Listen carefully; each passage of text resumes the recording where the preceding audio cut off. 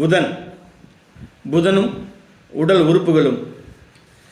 இப்போது புதனோட காரகத்தில் உடல் உறுப்புன்னு எடுத்துக்கிட்டோம்னா இந்த நெற்றி.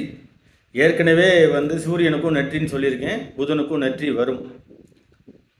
நாக்கு, இந்த நாக்கு இல்லைன்னா நம்மளால் பேச முடியாது. புதன் தான் நாக்குக்கு காரகன். அதே மாதிரி கழுத்து, இந்த கழுத்தோட காரகர் யார் அப்படின்னா புதன்.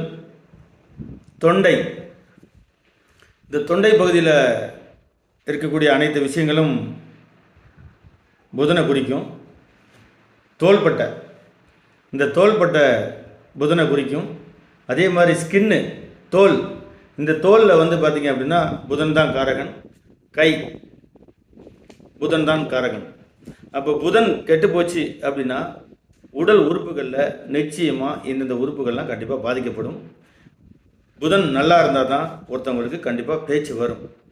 நாக்கு தான் பேச்சுக்கு காரகன். நாக்கு இல்லைன்னா ஒன்றுமே பண்ண முடியாது. அதனால் புதன் ஒரு ஜாதகத்தில் நல்லா இருக்கணுமானா கண்டிப்பாக நன்றாக இருக்க வேண்டும்.